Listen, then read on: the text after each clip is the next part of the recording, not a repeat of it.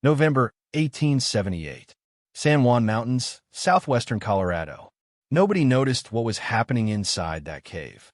From the trail below, it looked like any other dark opening in the granite face. Just another hollow carved by centuries of wind and snowmelt. Travelers passed it without a second glance. Miners heading to the silver camps barely registered its existence. It was unremarkable, ordinary, forgettable. But inside, something extraordinary was taking shape. While the valley settlements prepared for winter in the usual way, stacking cordwood, chinkling cabin walls, reinforcing stone chimneys, one woman was building something the region had never seen. Not a cabin, not a dugout, something that would make those conventional structures look fragile when the worst blizzard in recorded history arrived. This is the story of how a hidden decision became a life-saving necessity, how what looked like madness became the only rational shelter, and how the mountain itself, cold, silent, and ancient, proved warmer than anything human hands could frame from timber. The woman who built it wasn't an engineer. She wasn't a mason or a mining expert. She was a widow with limited resources, facing a winter that would kill dozens across the San Juan Range. What she understood about thermal mass, radiant heat, and wind protection came from observation, not education.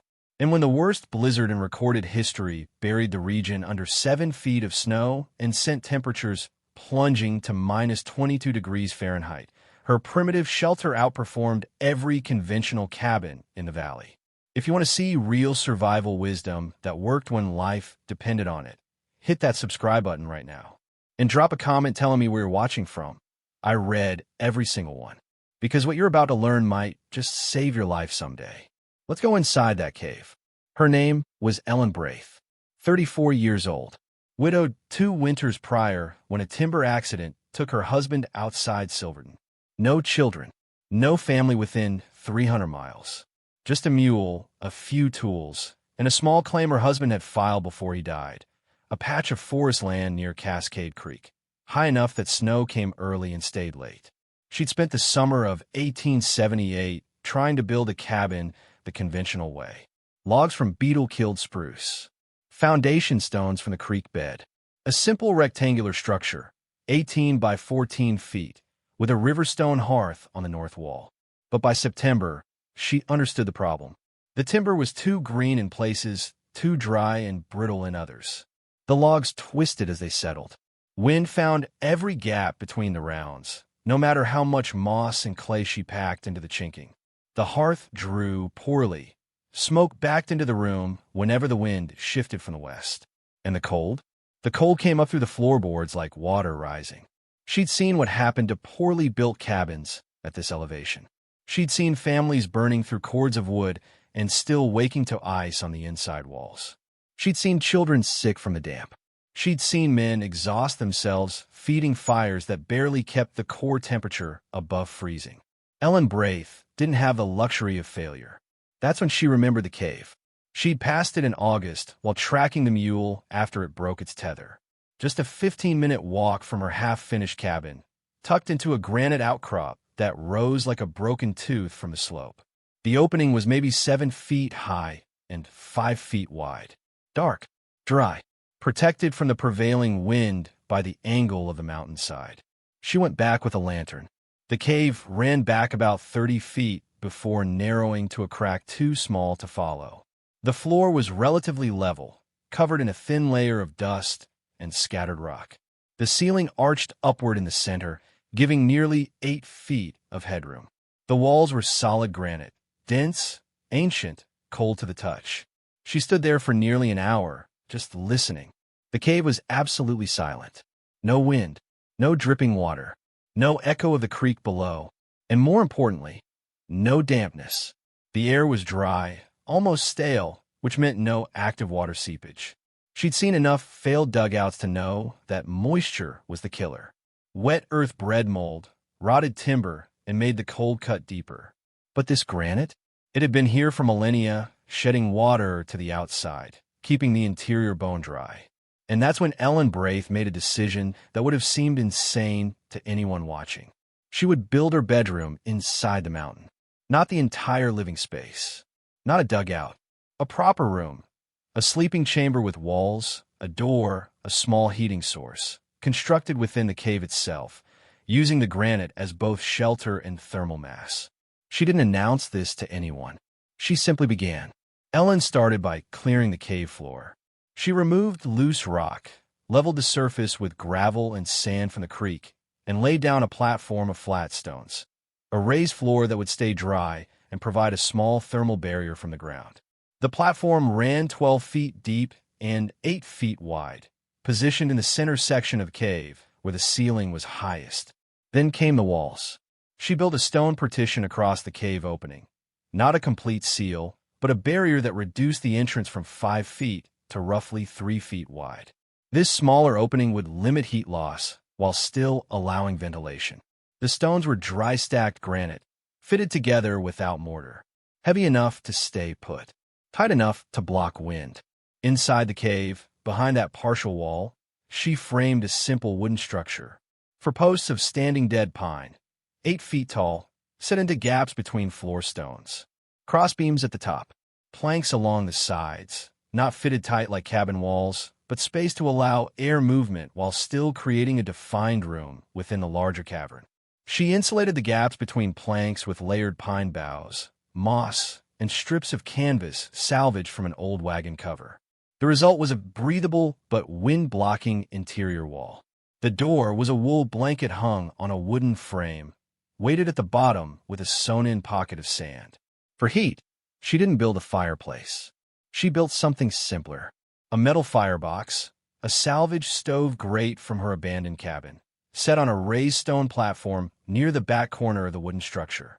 Above it, she rigged a tin chimney pipe that angled upward and exited through a carefully chiseled gap in the cave's natural ceiling vent, a narrow fissure she'd found during her first inspection.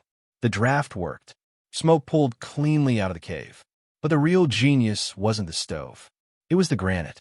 Ellen positioned her sleeping platform, a simple wooden frame with rope webbing and layered wool blankets, along the inner cave wall, exactly where the stone absorbed the most heat from the firebox.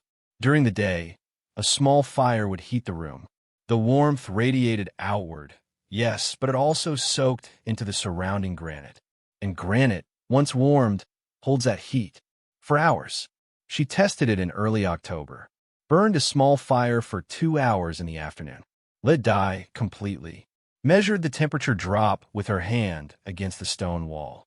Even 6 hours later, the rock still radiated a faint warmth.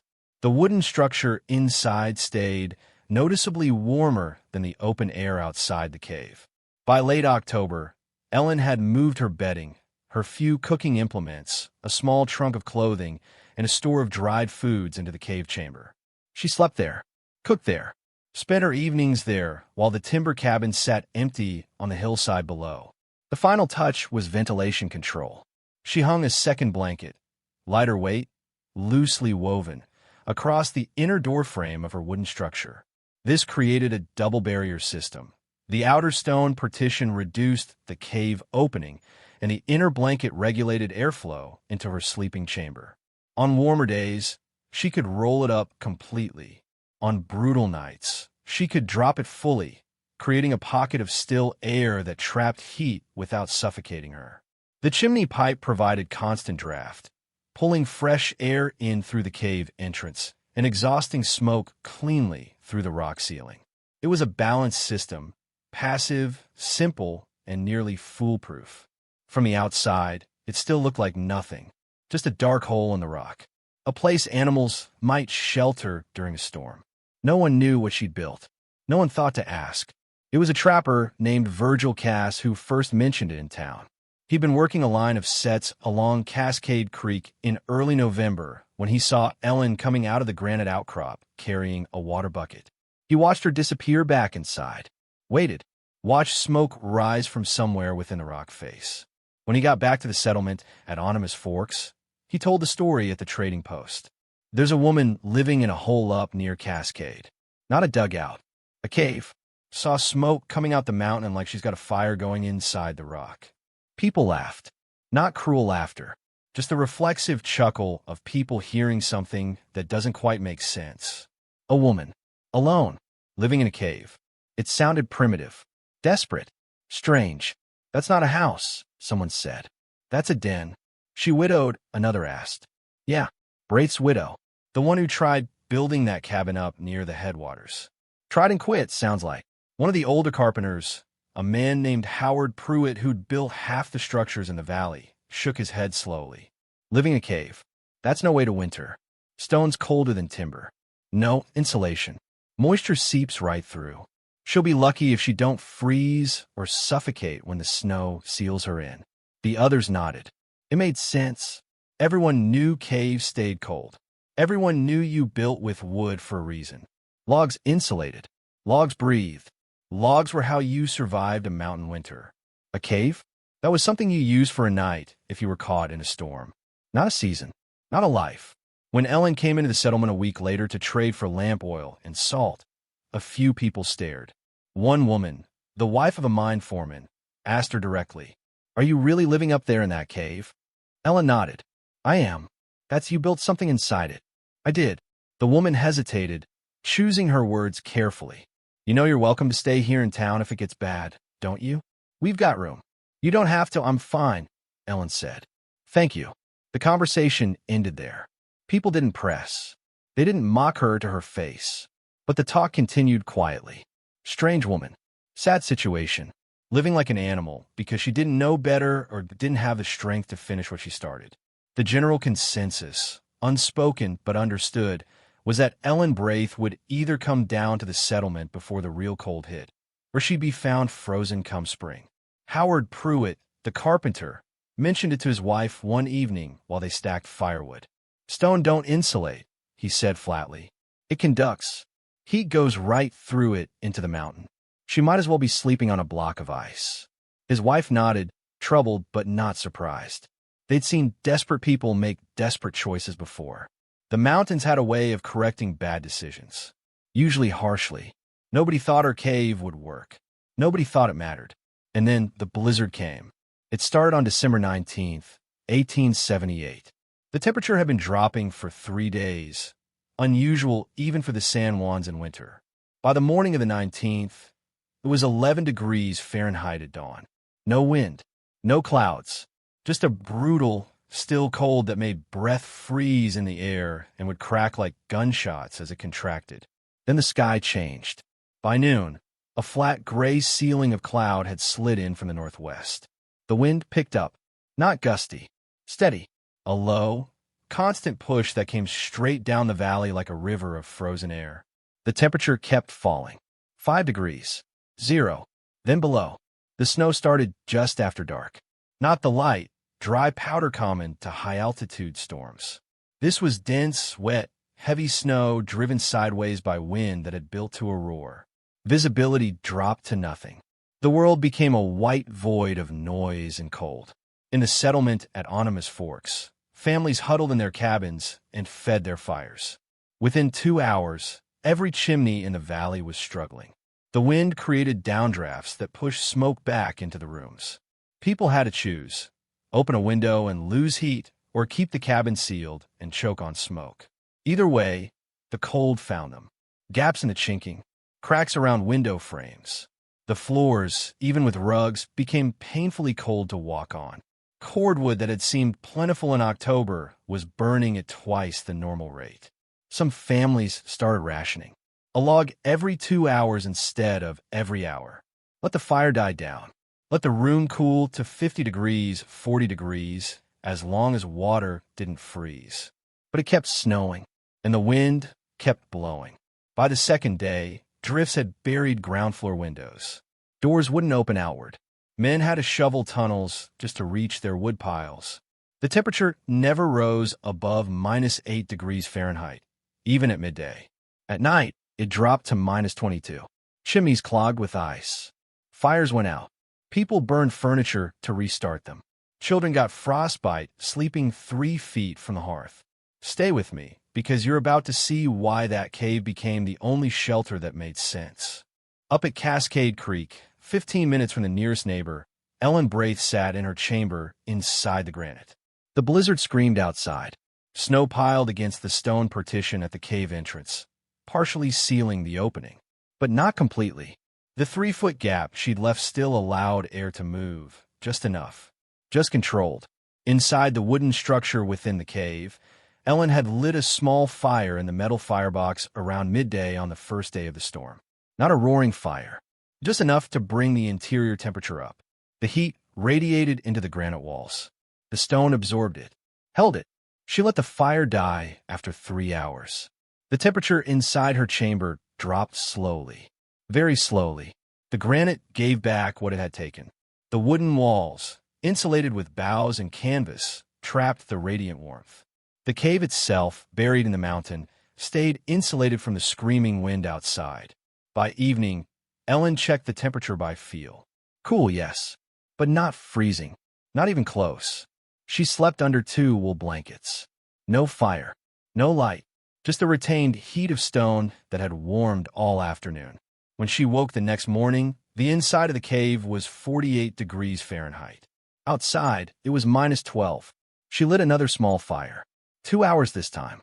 Let the granite drink the heat again. Went about her day, reading, mending clothes, rationing her food stores, melting snow for water in a pot on the firebox. The blizzard didn't stop. For days. 5 days. 6. The settlement below burned through their winter wood supply at a catastrophic rate. Families combined into single cabins to share heat. 3 people suffered severe frostbite. 1 elderly man died when his chimney failed and he couldn't restart his fire. Ellen Braith burned 1/8 the wood of a conventional cabin and stayed warmer doing it. When the storm finally broke on December 26th, the world was buried under 7 feet of snow. The sun came out. The wind died. The temperature rose to a bitter but survivable 18 degrees. People began digging out, and that's when someone noticed the smoke. A thin trail rising from the granite outcrop near Cascade Creek. Steady, controlled, still burning. Virgil Cass, the trapper, decided to check on her. He figured she was probably dead, or desperate. He brought an extra blanket and some dried venison, thinking he'd find her half-frozen and grateful for rescue. He found her splitting kindling outside the cave entrance, her face calm, her movements unhurried. "You all right?" he asked. Ellen looked up. "I'm fine." "You?" Cass stared at her, then at the cave, then back at her. "You stayed warm. Warm enough. How much did you burn?" Ellen gestured to a small pile of split logs stacked inside the cave entrance. "Maybe a third of that." Cass did the math in his head. That was less than a quarter cord. Maybe 70 pounds of wood. Over 6 days. In the worst cold he'd ever experienced. His own cabin had burned through nearly 2 cords. He stepped closer to the cave entrance. Felt the air. It wasn't frigid. It wasn't even particularly cold. He could see the faint glow of embers in the firebox inside the wooden structure. The temperature differential was impossible to ignore. Outside, even with the sun now shining, the air bit at exposed skin. Inside that cave, it felt like a cool autumn evening. Not comfortable exactly, but survivable without constant fire. The granite walls still radiated faint warmth from the previous day's heating. Cass placed his bare hand against the stone. It wasn't hot, but it wasn't ice cold either. It was neutral, stable, like the mountain had absorbed the worst of the cold and refused to give it to the interior. "Ow!" Ellen smiled faintly. "The stone. It holds heat. The cave blocks wind. I don't fight the cold. I just let the mountain do the work." Cass returned to the settlement and told everyone what he'd seen. This time, nobody laughed. Word spread through the San Juan settlements like snow melt in spring. By New Year's Day, 1879, every family in Onimus Forks had heard the story. The widow who lived in a cave. The woman they'd pitied or quietly mocked. The one they thought would freeze or come begging for shelter. She'd survived the worst blizzard in living memory, using less wood than anyone in the valley. Not just survived, thrived. People wanted to see it for themselves. In early January, 3 men made the trek up to Cascade Creek. One was Howard Pruitt, the carpenter who'd confidently declared that stone conducted heat away from a body. The others were miners who'd nearly lost fingers to frostbite during the blizzard despite burning through their entire winter wood supply in 6 days. Ellen showed them inside. The cave still held residual warmth from a fire she'd lit that morning.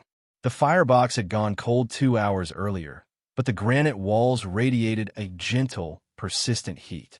The interior temperature was around 52 degrees Fahrenheit. Outside, it was 19 degrees.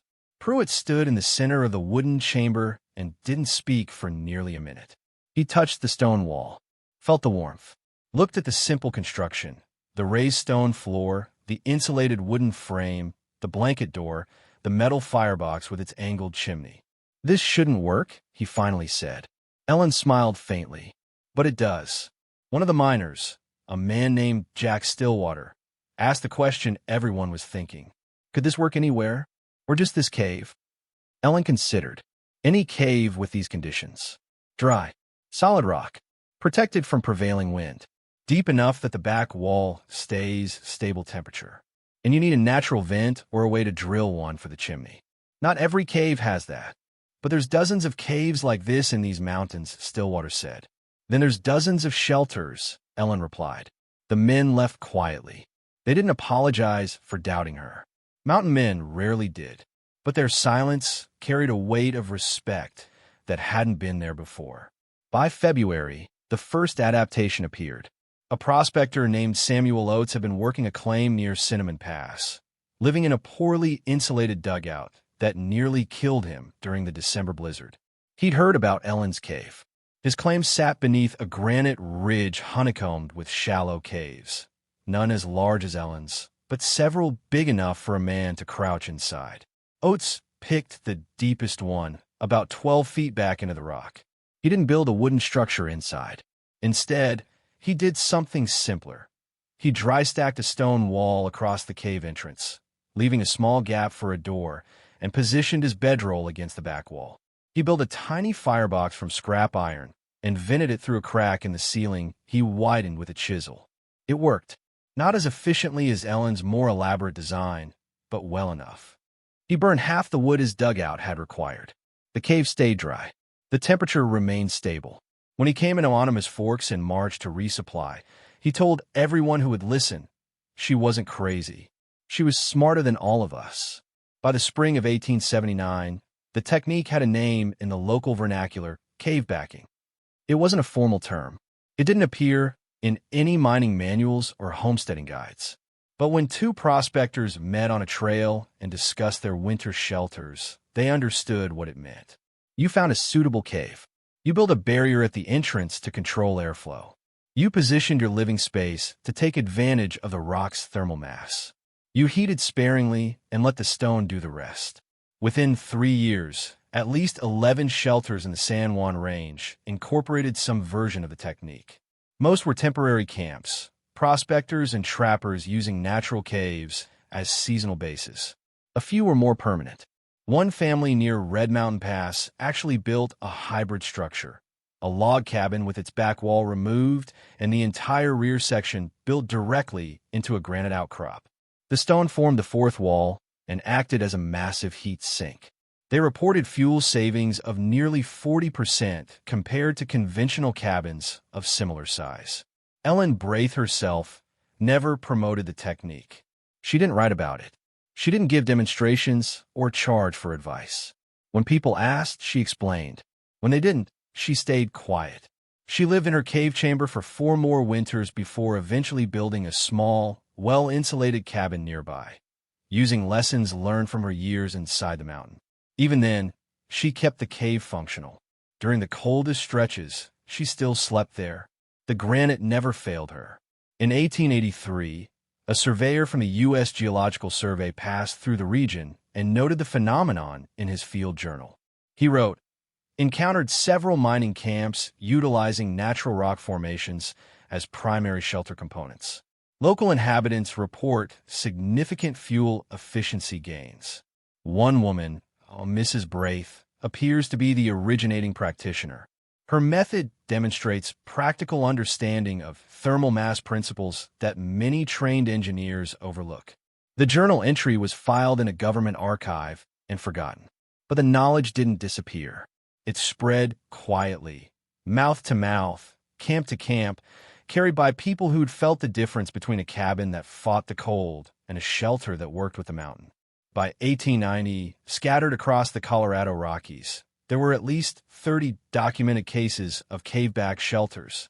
By 1900, the number had likely doubled, though most went unrecorded. The technique never became mainstream. It required specific geography. It required a willingness to build unconventionally. And it required people to trust something that looked primitive. But for those who understood it, the lesson was clear. The mountain wasn't the enemy. The mountain was the solution. Ellen Braith died in 1904 at the age of 60. She's buried in a small cemetery outside Silverton. Her gravestone lists her name, her dates, and nothing else. There's no mention of the cave, no reference to the blizzard, no monument to the technique that saved her life and influenced dozens of others. But if you hike up to Cascade Creek today, the cave is still there. The wooden structure is long gone, rotted away by time and weather. The metal firebox rusted into fragments. The stone partition has partially collapsed. But the cave itself, the granite, the arching ceiling, the dry floor, the fissure that once vented smoke, remains exactly as it was in 1878. And if you step inside on a cold day, you'll notice something. The air is still warmer than the outside. Not much, just a few degrees, but enough to feel.